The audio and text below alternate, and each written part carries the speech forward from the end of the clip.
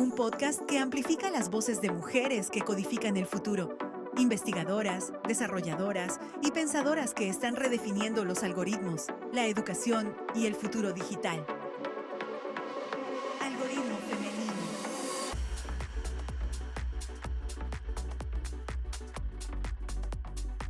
Muy bien, pues bienvenidas y bienvenidos a un episodio más de Algoritmo Femenino, voces que codifican el futuro. El día de hoy vamos a hablar sobre cómo el diseño, los videojuegos y el aprendizaje se cruzan para crear nuevas formas de entender la tecnología. Y para ello, bueno, pues la verdad es que tenemos una invitada de lujo, una invitada excepcional. Me voy a permitir leer su semblanza. Ruth Contreras Espinosa, profesora Serra Hunter en la Universidad de Barcelona e investigadora en diseño de interacción, experiencia del usuario, diseño de interfaces, videojuegos, gamificación y aprendizaje mediado por tecnología. Además, es representante de DIGRA México, que es la Asociación Nacional de Videojuegos. Y bueno, tengo que decir que una buena parte de la carrera de Ruth se ha dedicado a explorar cómo diseñamos experiencias digitales que no solo entretengan, sino que enseñen, transformen y hagan comunidad. Ruth, pues gracias por aceptar la invitación. Bienvenida al Algoritmo Femenino. Bienvenida a Ciudad de México, además que vas aterrizando casi, todavía traes el jet lag por ahí. Entonces, bueno, pues vamos a arrancar, Ruth. Lo primero que quisiera preguntarte es, ¿qué fue lo que te llevó a interesarte justamente en los videojuegos, en el diseño y la educación? O sea, ¿cómo empezó todo para ti? Bueno, antes que nada, muchas gracias por la invitación, gracias por estar en este programa. Escuché el de Blanco, me gustó mucho. Sí. Bueno, gracias. ¿Qué me llevó a interesarme por los videojuegos? Pues prácticamente desde niña fue un área que siempre me llamó mucho la atención. Tuve la facilidad de que mis padres pues pudieran comprarnos las diferentes en ese momento pues consolas que fueron pasando por el mercado, entonces de ahí fue mi interés prácticamente. Y cuando estudié la carrera, yo estudié diseño gráfico y cuando acabé la carrera pues prácticamente entregué así el título a mis padres y dije no me quiero dedicar a esto y me lancé a irme a España a buscar cómo seguir ampliando mis conocimientos en el tema de videojuegos. Y fue ahí donde prácticamente me empecé a meter en todos los proyectos, ¿no? Básicamente yo fui a estudiar a la Universidad Politécnica de Cataluña, que de hecho para quien no lo sepa, yo conocí a Marco ahí precisamente en la Politécnica de Cataluña. Y ahí tuve la suerte de encontrarme con una persona, el doctor Luis Solano, que fue el que de alguna manera pues me empezó a ayudar a entrar en el mundillo del videojuego educativo. Eso.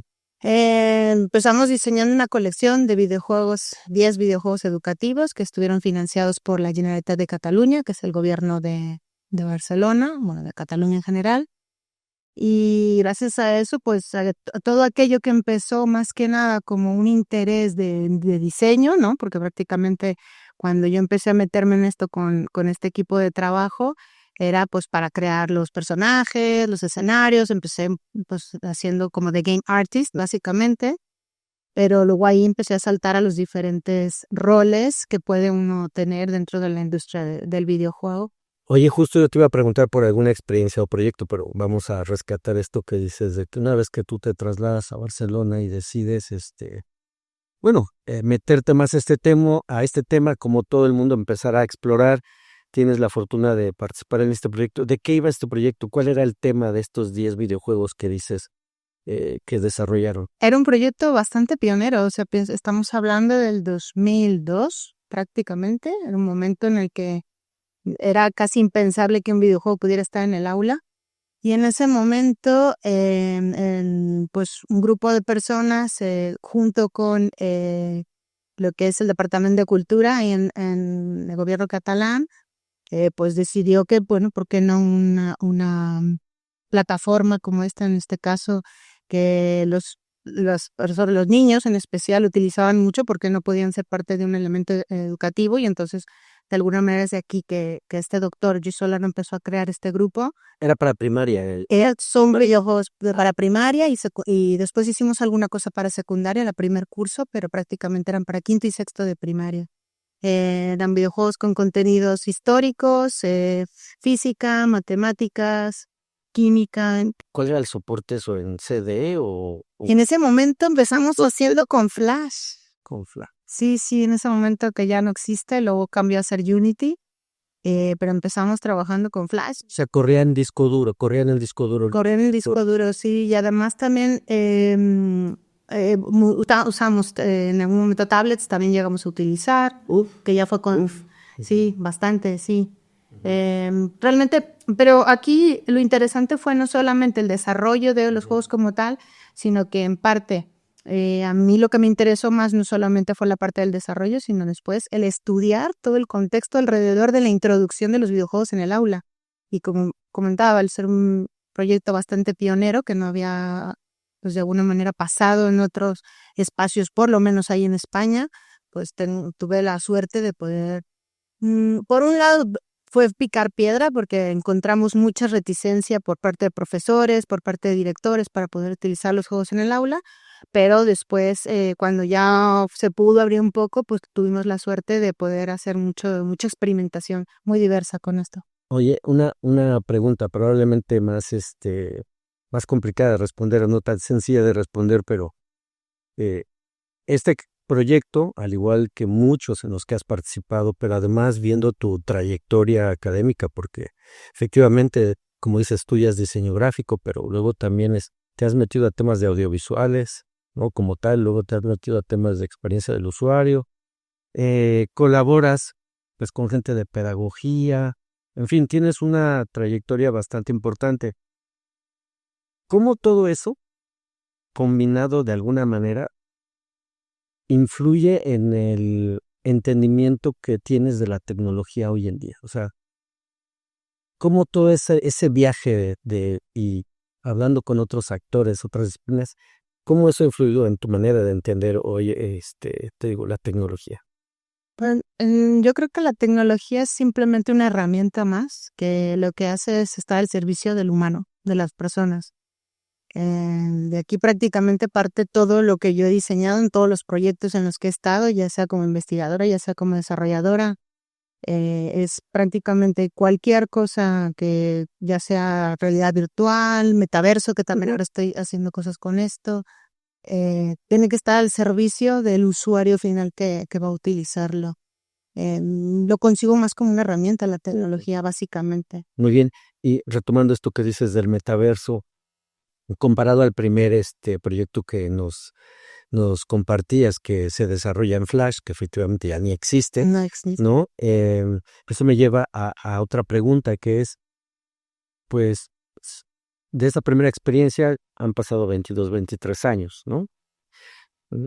¿Qué tan difícil es que realmente esto se impulse en los contextos educativos? Digo, porque nos hablas ahorita de un proyecto de metaverso, pero no necesariamente a veces las escuelas están preparadas, ni tecnológicamente hablando, No. ni y probablemente ni con los recursos humanos adecuados para impulsar esto.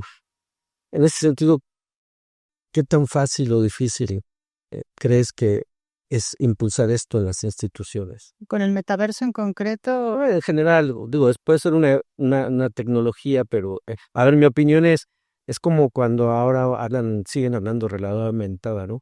Yo siento que la realidad aumentada y la realidad virtual, pues siguen existiendo, pero no son tecnologías que a lo mejor tengan ese impacto tan fuerte como es la inteligencia artificial generativa, que es casi como de bolsillo.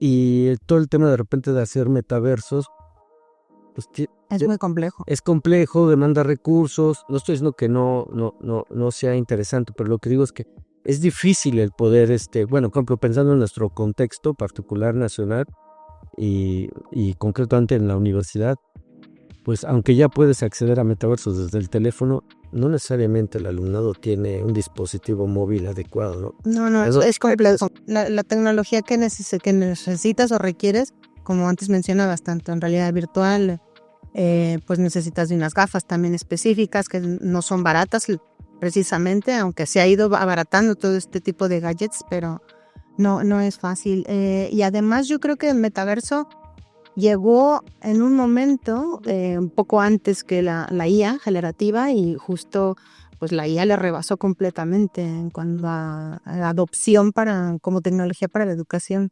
Metaverso se ha estado quedando, digamos, a un lado, pero no por eso deja de haber empresas que estén desarrollando y apostando por esta tecnología para un futuro más adelante. Oye, para el auditorio que nos escuchas, ¿qué aplicación podría tener el metaverso, desarrollar metaversos? Pensemos en las universidades. ¿Algún caso que se te ocurra de aplicación de los metaversos? Puedo darte un ejemplo, pues, por ejemplo, IKEA mismo utiliza un metaverso, tiene uno con Roblox. IKEA, que supongo que igual en México ya existe esta marca, esta sueca de muebles, pues ellos los utilizan precisamente en recursos humanos, sí. Incluso tienen personas contratadas que están dentro del metaverso para poder vender productos. O sea, actualmente en donde se está creciendo mucho más el tema del metaverso es para venta de diferentes productos.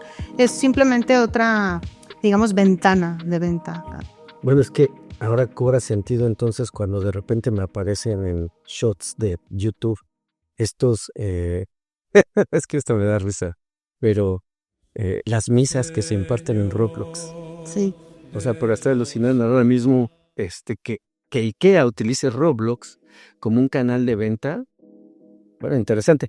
Aunque hace tiempo, no sé si lo sabías, pero yo recuerdo que había estos videojuegos tipo Call of Duty, que incluso no recuerdo exactamente cuándo se creó, pero lo utilizaban de repente este tipo de entornos en empresas como eBay para tener reuniones, ¿no? Entonces, bueno, ahorita esto que compartes, la verdad es que sí estoy sorprendido que utilicen de repente Roblox, que es un entorno que tiene muchos usuarios, ¿no? Tiene muchos usuarios, sí, ha crecido mucho, no es el único metaverso que existe, es el más conocido, pero prácticamente ahora en donde se está utilizando más es en todo el tema de marketing, ventas. También puedes encontrar mucho de Samsung, también tiene una plataforma ahí también de venta, o que puedes ir probando ciertos productos dentro. Prácticamente ahora está siendo como un laboratorio de experimentación para todo lo que tiene que ver con publicidad. ¿Y sabes de alguna experiencia en alguna escuela? O sea, que esté justo utilizando Roblox como para este tipo de pues con un fin más educativo. Quizá como educación formal, no. Yo creo que aquí parte mucho del tema de lo que estás comentando antes, ¿no? El tema de poder acceder a esa tecnología. No es un entorno que todos los usuarios estén, no porque no sea accesible desde mi punto de vista, sino quizá porque no todos como usuarios estamos habituados a un entorno como el metaverso. Acaba todavía viéndose como un espacio extraño, poco habitual a lo que estamos hasta ahora, salvo para las nuevas generaciones. Sí, yo creo que, bueno, yo me he dado de alta en Roblox para jugar, familiares, pero cuesta trabajo. O sea, cuando no soy parte de esa generación, pero tú ves a los niños de 5 años. Que es muy fácil. Es muy fácil. Sí, es que es esto, es que si no estás habituado, yo creo que es una herramienta, como digo, que es para futuro, no, ahora mismo le costará. Se está cocinando, digamos, se está cocinando lo que vende. Y cosas muy interesantes. Ahora también, volviendo al tema de quién más está ahí dentro, o sea, no solamente está como plataformas de formación, pero a nivel de publicidad podemos hablar de todas las grandes marcas, Gucci, Chanel, todas estas tienen un espacio ahí. Gucci, que es una de las grandes marcas, hace, si no recuerdo, 2 años más o menos, pues inauguraron un showroom muy grande que estaba en la zona de Italia, en Florencia, si no recuerdo mal, y entonces para poder mostrarle al mundo ese showroom, pues como lo hicieron con el metaverso, entonces la gente se podía conectar, podía entrar a través del metaverso, explorar exactamente como el showroom, pero claro, a través del metaverso, sin necesidad de viajar a Florencia. Entonces, esto es este tipo de, digamos, experiencias que se están cosiendo ahora, y bueno, y qué mejor que en ese ámbito que es el publicitario, donde se mueve mucho dinero. Oye, justamente, bueno, retomando esto último que mencionas, ¿qué tendencias son las que entonces tú crees que van a ir apareciendo en los próximos 10 años? Pues es difícil predecirlo porque todo va cambiando y simplemente con el caso de la IA, nadie pensaba que iba a llegar a donde está llegando ahora, muy al inicio, ¿no? Y sin embargo ha ido, cada vez tiene más espacios que están en los que está entrando, pero definitivamente yo creo que el metaverso será una apuesta. No sé, no sabría decir si en 5 o 10 años exactamente, pero sí, seguramente que acabará, quizá no de manera masificada, como está haciendo ahora la IA, pero sí que acabará siendo un espacio interesante. Creo que por ahí está el tema. Y todo el tema de la realidad virtual también irá creciendo muy de la mano. Te dicen que ahora es más barato, ¿no? Sí, en términos de producir entornos de ese tipo. Es más barato, el software es más potente cada vez, las gafas están incluso siendo mucho más económicas, con mucha mejor calidad para, no sé, si a ti te tocó cuando yo entré a ese espacio que comentaba la Universidad Politécnica de Cataluña, utilizamos, en ese momento hacíamos mucha experimentación con proyectos, con unas gafas que nos poníamos y pesaban 5 kilos. Entonces ponerte eso con un cable era muy pesado, acababas con dolor de cervicales. Ahora no ocurre nada de eso. Además te mareabas, no podías estar más de 15 minutos mirando porque acababas muy mareado. Todo eso ha ido evolucionando mucho. Entonces todo esto permite que haya muchas posibilidades para ir experimentando otras cosas. Pero además la conceptualización per se de la palabra metaverso también como que se ha ido transformando, ¿no? Lo digo por esto que justo este caso que mencionas de las gafas con el cable y todo, hoy pues ¿cuándo te ibas a imaginar que ibas a estar en un metaverso en tu teléfono, por ejemplo? Exacto. Te instalas Roblox, estás ahí y experimentas un nivel de inmersión diferente que no necesitas a lo mejor las gafas. Entonces siento que también es como eso, o sea, es una evolución también del concepto en sí de lo que significa estar inmerso, ¿no? Muy bien, Ruth, y si pudieras dejar un mensaje a las jóvenes que sueñan con diseñar tecnología, juegos o experiencias digitales, ¿cuál sería? Prácticamente que para pensarlo la tecnología como una herramienta más en la cual lo más importante es la persona, es el centro de todo. Hay que hacerse muchas preguntas para diseñar para las personas, independientemente de qué tecnología se utilice. Muy bien. Bueno, pues con esto terminamos. Le agradecemos a Ruth que nos haya acompañado en este episodio, sobre todo por habernos compartido su experiencia sobre temas de juego, diseño y aprendizaje. No olviden darle like a este video. Muchas gracias, Ruth. Gracias, Marco.